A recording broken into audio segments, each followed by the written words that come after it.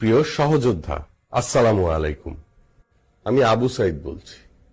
শুধু আমি নই, আমার সাথে আজ মুগ্ধ, শান্ত, ফাইয়াজ, জাবির, রিয়াগো, নবীন, ফারহান, ওয়াসিম, আনাস সহ জুলাইয়ের সকল শহীদ ভাই বোন দাঁড়িয়ে আছেন।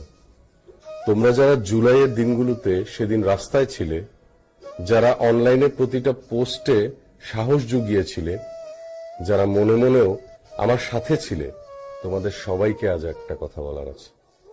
আমরা চলে গেছি, কিন্তু আমাদের একটা অভিমান জমে আছে। রাগ না, অভিমান।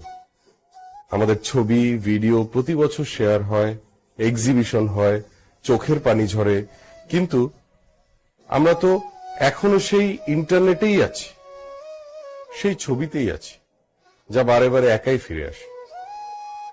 অথচ আমরা যা চেয়েছিলাম সেটা এখন অর্ধেক পথে থেমে আছে।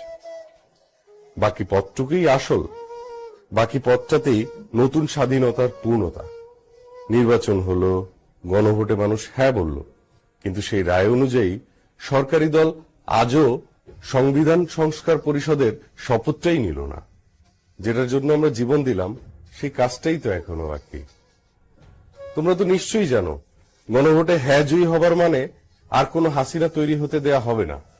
গণভোটে জয়ী হবার মানে ভাতের হোটেলের নামে সরকারি টর্চার সেল তৈরি হতে দেয়া হবে না। গণভোটে হ্যাঁ জয়ী হবার মানে আর আয়নাঘর তৈরি হবে না। গণভোটে হ্যাঁ জয়ী হবার মানে এদেশে আর শিক্ষিত বেকারের মিছিল দেখতে হবে না। গণভোটে হ্যাঁ জয়ী হবার মানে আমাদের গ্রামের কৃষক বাবারাও ন্যায় বিচার পাবে, ঠিক শহরের শিল্পপতির মতোই।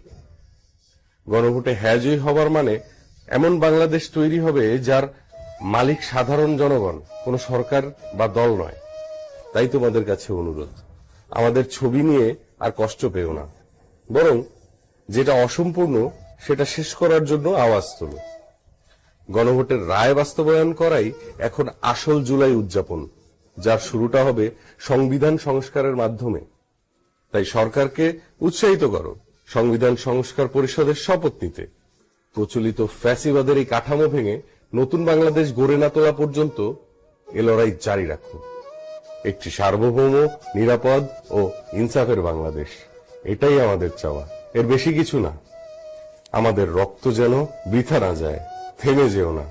মঞ্জিল এখনো অনেক দূরে, জুলাই এখনো শেষ হয়নি।